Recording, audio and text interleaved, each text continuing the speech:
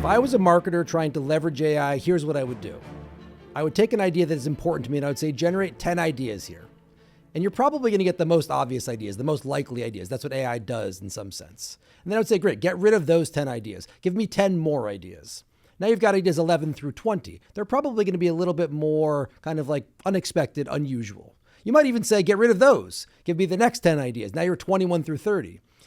By exploring the weirder ideas, the stranger ideas, the less common ideas, you're probably going to get to more common ideas. So you might take maybe 21 through 30 and pick a couple of ideas and test them against the obvious ideas 1 through 10 and just see which one does better in the feed, right? Maybe they're the obvious ones and they're obvious for a reason. Or maybe they're the non-obvious ones and they're creative and misunderstood. But that would be a way I would get to different, more interesting ideas and then test them and see what works in the feed.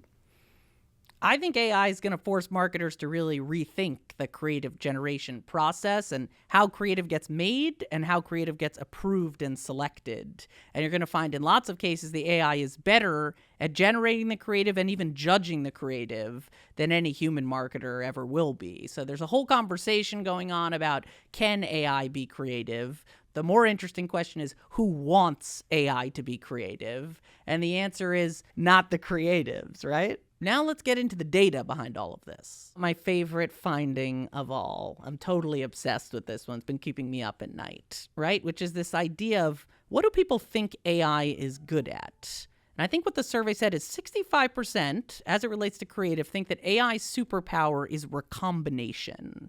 In other words, mixing and matching different ideas from the past to come up with a new idea. And yet, only 50% think AI is capable of originality.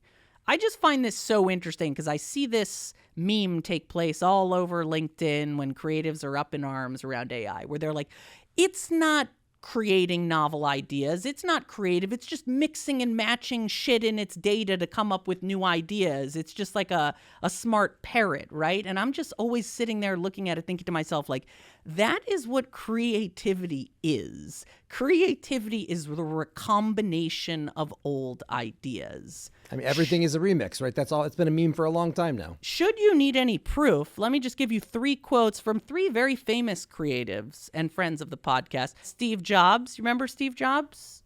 Mildly. Yeah, he ran a moderately successful hardware company. He said, creativity is just connecting things.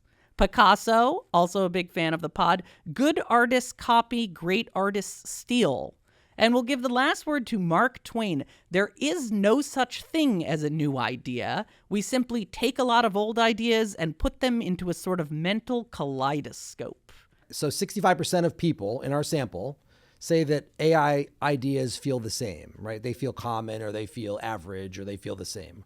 And I think it just tells you more about the fact that people don't think deeply about finding a different way to prompt, a different way to ask. Like, the question's really important. People are asking very generic questions. They get very generic responses. Yeah, they think the machine's broken. Right, the questions are broken. I find this stat really funny because it's like, couldn't the exact same thing be said about human-generated creativity? I mean, we've talked for years about the sea of sameness. Every fucking brand is blue. Everyone's talking about higher ROI and faster speeds. Like, I just find this to be a recurringly funny bit in the industry where they're like, things are going to be so dystopian. You're going to have a bunch of AI generated slop that all looks the same. And I'm like, you're already in that dystopia. And it's the humans who are doing all of that, right? It's the human generated creative that all looks exactly the same. I mean, the cool thing is technology is a mirror.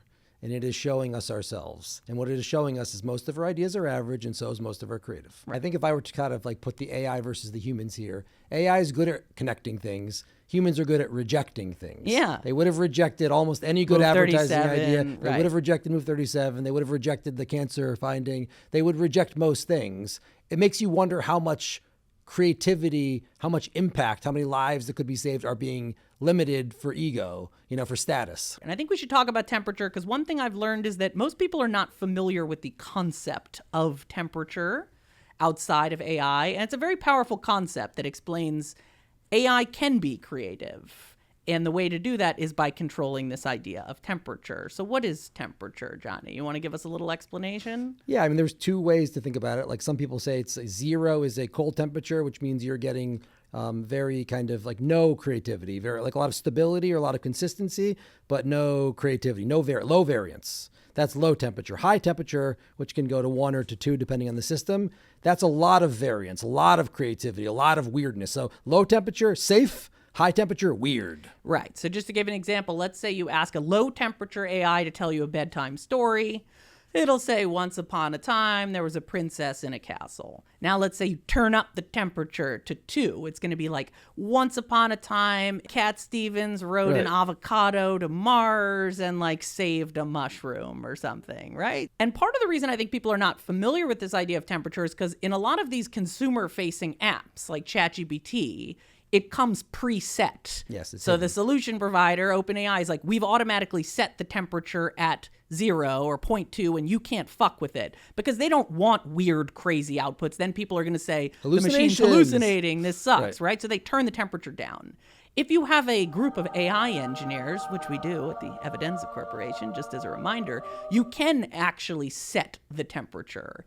And you can start to figure out, I think it's been one of the interesting parts of our business, like some things require a high temperature, some things require a low temperature. I think temperature for me is a metaphor for process and how to rethink your process. And for me, it is really, you can generate 100 ideas now with a computer. You could only maybe generate 10 with a creative team. And so you ought to generate 100 ideas and you ought to recognize it's okay that 95% of them or 95 of them are horrible because 100 gets you to the 5 that are really good. That really wasn't possible for that type of scale was not possible. And the idea of throwing away a bunch of ideas was too expensive. It's not anymore. So in my mind, the cost of ideating and producing ideas has gone down. You should actually take way more risks and generate way more ideas. But I don't think people are doing that. So like temperature for me is just like turn up the temperature, like turn up the volume, generate more ideas.